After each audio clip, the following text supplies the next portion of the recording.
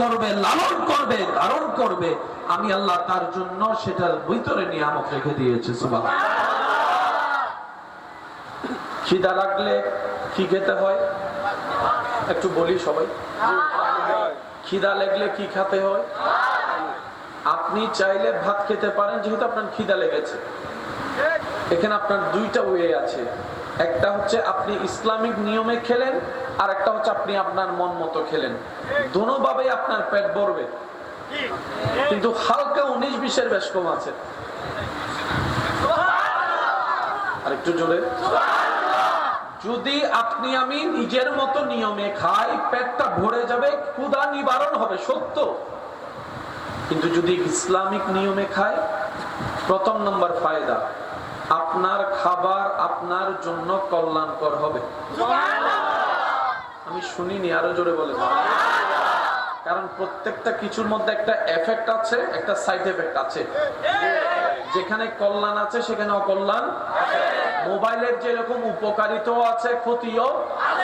লাইটের উপকারিতাও আছে, ক্ষতিও। প্রত্যেকটা কিছুর উপকারও আছে, ক্ষতিও আছে। এবার বলেন আপনার আমার চাওয়া কি, ক্ষতি না উপকার? দিবেন কে? ওই আল্লাহ থেকে উপকারটা নেওয়ার জন্য যে মাধ্যমকে লালন পালন করে চলতে হয়, এটার নাম ইসলাম। ক্ষুধা লাগলেন, খাবার সামনে আসলো, মন মতো করে খেলেন, আপনার মতো করে। আপনি সেখানে ক্ষুধাটা নিবারণ যেভাবে পাবেন, কিছু ক্ষতি আপনার জন্য সেখানে বরাদ্দ করা আছে। কিন্তু প্রক্ষান্তরে যদি আপনি আমি ইসলামের নিয়মটাকে ফলো করে আপনি আমি খাবারটা গ্রহণ করি, ক্ষুধা তো নিবারণ হবেই হবে, এর সাথে সাথে কিছু বেনিফিট আপনার আমার জন্য আসবে। এক নাম্বার, এই খাবারটা অকল্যাণকর হবে না, কল্যাণের হয়ে যাবে। সুবহানাল্লাহ। দ্বিতীয় নম্বর, সেই খাবারটা শুধু আপনারই থাকবে, শয়তান খেতে পারবে না। যখন আপনি খাবার শুরুতে বিসমিল্লাহ বলে আপনার রিজিক দাতার নামটা আপনি স্মরণ করে নেবেন। সুবহানাল্লাহ। তৃতীয় নম্বর উপকার, এই খাবার থেকে অর্জন হওয়া শক্তি, রক্ত, আপনার শরীরের ক্যালসিয়াম গুলা আপনাকে ইবাদতের দিকে, মানুষের কল্যাণের দিকে, সৃষ্টির সেবার দিকে নিয়ে যাবে, উত্তম মানুষ হতে সুবিধা করবে, সাহায্য করবে। সুবহানাল্লাহ। নম্বর, আপনি যখন খাবারটা খেয়ে রবের দরবারে শুকরিয়া আদায় করবেন, যে খাবারটা আপনি খাবার পরে চাউলের বস্তা থেকে চাউল কমে গিয়েছে, লসের মধ্যে পড়েছে, শুকরিয়া আদায় করার সাথে সাথে লা ইন শাকারতুম লা আযীদান্নাকুম আয়াতের উপর আমল হওয়াতে আল্লাহ আপনার সেই খাবারে বরকত দান করে আল্লাহ পাক আপনার রিজিকে বরকত বাড়ায় দিবেন। লাভ কি কমতেছে না বাড়তেছে? এগুলা কি পরকালের লাভ না? এখন বলছে এগুলা কি দুনিয়ার লাভ। কিসের লাভ? এবার আপনার শুধু ইসলামিক নিয়মে খাওয়ার কারণে এই খাবারটা পরকালীন সওয়াব হয়ে গিয়েছে। আর একটু জোরে। আমরা তো বুদ্ধিমান মানুষ, নিজেদেরকে দাবি করি লস হওয়ার দরকার কি, লসে যাব কেন, লসে নিব কেন, লস তো করার দরকার। আমরা তো বুদ্ধিমান, আমরা তো লাভটাই না চাইবো। ইসলাম হচ্ছে লাভে ভরপুর, কিন্তু ফ্রিতে পেয়ে গিয়েছি তো, মায়ের কোল থেকে পরে আজান শুনেছি তো, যার কারণে ইসলামের মূল্যায়ন আপনার আমার কাছে নাই। কিন্তু যারা নিজের জান বাজি রেখে হাজারো দ্বিধাদ্বন্দ্বের ভিতর থেকে ইসলামকে সত্য প্রমাণ পেয়ে ইসলাম গ্রহণ করেছে, ইসলাম গ্রহণ করার কারণে অন্যদের হাতে অত্যাচারের শিকার হয়েছে সাহাবায়ে কেরাম, ওনাদের কাছে ইসলামের মর্মটা ছিল সেই রকম, সেই লেভেলের। কারণ ওনারা ইসলামটা কষ্ট করে অর্জন করে ধরে রেখেছিল। সুবহানাল্লাহ। আমার কথা কি ক্লিয়ার ভাবে বোঝা যাচ্ছে না? একটু আমরা বোঝার চেষ্টা করি, কারণ আমাদের হায়াত অর্ধেক শেষ। কি বলেন? পিছনের বাইরে একটু আওয়াজ দেন না। আমাদের হায়াত অর্ধেক, বাকি আছে অল্প। পারবো না জানি, রবকে খুশি করার মতো আমল নিয়ে কবরে যাওয়ার মতো আপনি আমি কেউ পারবো না, অন্তত চেষ্টা তো করতে পারি। কি বলেন? চেষ্টা করতে কে কে রাজি আছেন? দুই হাত তুলেন। মাশাআল্লাহ, আল্লাহ কবুল করুক। বলেন আমিন। হাতটা একটু নামান। তাহলে খাবার চাইলে আপনি ইসলামের নিয়মের বাহিরেও খেতে পারেন, চাইলে ইসলামের নিয়মের ভিতরেও খেতে পারেন, কিন্তু বুদ্ধিমানরা ইসলামের নিয়মটাকে ফলো করবে। আপনি যদি ইসলামের নিয়মের বাহিরে খান, লস আপনার জন্য বেশি। কারণ কথাটা বললে জানি না কোন দিকে চলে যায়, তবেও বলি, আমরা সবাই স্বাধীনতা খুঁজি, সবাই স্বাধীন হতে চায়, কিন্তু আমার দৃষ্টিতে স্বাধীনতা দেওয়াটা উচিত না, কারণ আমরা স্বাধীনতার ব্যবহার করতে জানি না। আমরা স্বাধীনতা মানে মনে করি ছোট বড়র সাথে বেয়াদবি করা, আমরা স্বাধীনতা মানে মনে করি যেমনে মন চায় তেমনে চলা, আমরা স্বাধীনতা মানে মনে করি যা ইচ্ছা তা করা, আমরা স্বাধীনতা মানে মনে করি তারকে অন্যজনকে মেরে নাকটা ফাটাই দেওয়া, আমরা স্বাধীনতা মনে করি গরিবদের রক্ত চুষে খাওয়া, আমরা স্বাধীনতা মনে করি অন্যের কষ্টের কারণ হওয়া। স্বাধীনতা দরকার কাদের? মনে রাখবেন, যারা নেককার মানুষ তাদের স্বাধীনতা দেওয়া উত্তম।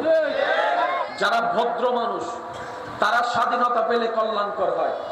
যারা আল্লাহওয়ালা মানুষ ওনারা যদি স্বাধীনতা পায় নিজেরও কল্যাণ হবে, দুনিয়ারও কল্যাণ করবে। সুবহানাল্লাহ। আমাদের মতো মানুষ স্বাধীনতা ডিজার্ভ করে না, কারণ আমরা স্বাধীনতার ব্যবহার করতে এই কথা একমত আছেন আপনারা সবাই? জোর করে নাকি সব জ্ঞানে? একটু আওয়াজ দিয়ে বলেন, জোর করে না সব জ্ঞানে? কিছু একটা করতে গেলে আগে মুরব্বীরাদের সামনে ছোটরা বেয়াদবি করতো না, ভয় পাইতো। এখন যদি মুরব্বীরা কাউকে ডাক দেয়, প্রথম কথাই বলে আর বাবার টিয়া দিয়ে আই হায়। এই স্বাধীনতা দেওয়া কি ঠিক হয়েছে? একটু জোরে বলেন, ঠিক হয়েছে? আমার মুরব্বীর এখানে স্টেজে বসা অনেক বয়োজ্যেষ্ঠ মানুষ আছেন, আগে শিক্ষক দেখলে ছাত্ররা সাইকেল থেকে নেমে এক কোনায় চলে যেত, ঠিক? এখন শিক্ষককে সামনে দাঁড়ায় সেলফি তুলে শিক্ষকের কাঁধের উপর হাত তুলে দিচ্ছি আমরা। আবার শিক্ষককে যদি পরীক্ষার হলে যদি খাতা টাতা নিয়ে ফেলে বেয়াদবিও করতে আমরা দ্বিধাবোধ করি। যেই দিন থেকে বেত উঠে গেছে, কথা বলেন না, যেদিন থেকে শিক্ষকের হাত থেকে বেত উঠে গেছে আমরাও কেমন জানি বেয়াদব হয়ে গেছি। স্বাধীনতা আসলে কাদের দরকার? যারা নেককার, যাদের মন সুন্দর, চিন্তা সুন্দর। আমাদের মতো অভদ্রদেরকে স্বাধীনতা দিলে পুরো পৃথিবী ধ্বংস এমনি হয়ে যাবে। স্বাধীনতা দরকার, স্বাধীনতার বিপক্ষে নয়, কিন্তু কারা স্বাধীনতা পাওয়ার যোগ্য যদি লিস্টি করেন আপনার বিবেকও মানতে বাধ্য হবে। যারার মন চিন্তা সুন্দর, নিয়ত সুন্দর, তাদের স্বাধীনতা পাওয়া দরকার। কথা বলেন ঠিক না? আল্লাহ তাআলা আমাদেরকে একটু বুঝার তৌফিক দেন। এখন হতান হয়ে দিয়ে মিকে টিকটক ফেসবুকে যাই হুটকে যাইবো হইতে পারি, একটা আবার বর্তমান সময় লাগাই দিতে পারে, পারে না? না পারে। 5 সেকেন্ড 10 সেকেন্ড হারিয়ে রে উবের একটু পাশ মারছি, উবের গুতো হচ্ছে আল্লাহ হুটকে যাই আওয়াজ আর ওই না বুঝছো। আল্লাহ আমাদের সবাইকে বুঝার তৌফিক দান করুন। তাহলে ইসলাম মানলে লাভ কাদের? আওয়াজটা একটু বড় করে। ইসলাম মানলে লাভ কাদের? দুনিয়াতেও লাভ, আখিরাতেও লাভ। দিন দিন মানুষ সুস্থ হচ্ছে না অসুস্থ হচ্ছে?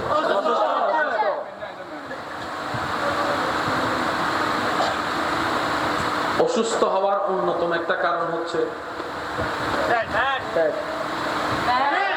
বলেন, সমস্ত রোগের মূল হচ্ছে পেট। যার খাবার ঠিক তার শরীর সুস্থতার সম্ভাবনা বেশি। সেজন্য ডাক্তারের কাছে যখন আমরা রোগ নিয়ে যাই, ডাক্তার আমাদেরকে খাবার বাঁচা দেয়। অর্থাৎ ডাক্তার বলে যা তা পেটের মধ্যে ঢুকাইও না। এবার সেখানে আমি স্বাধীনতা পেয়েছি, যা মন চাই তা খাচ্ছি। কোন খাবার কেমন তেল দিয়ে ভেজেছে আমরা কেউ জানি না, কোনটা জিন্দা কুড়া কোনটা মরা কুড়া সেটাও জানি না, সব শুধু।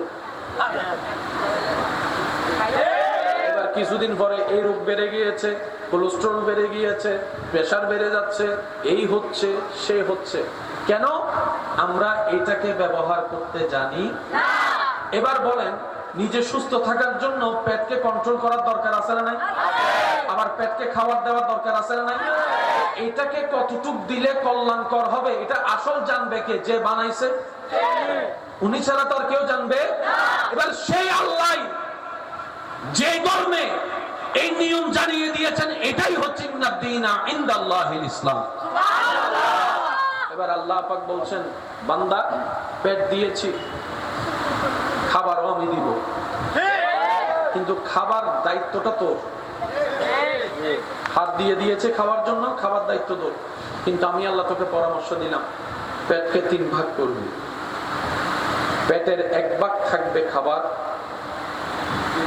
1 ভাগ থাকবে পানি, আর 1 ভাগ থাকবে খালি। আবার বলছে, একটু খেয়াল করি আমরা সবাই। যিনি বানিয়েছেন উনি সিস্টেম দিচ্ছেন। আল্লাহ পাক বলে যে আমি এমন ভাবে বানিয়েছি, এই নিয়মে চললে এটা ভালো থাকবে। আল্লাহ নিয়মটা কি? 1 ভাগ থাকবে হালাল খাবার,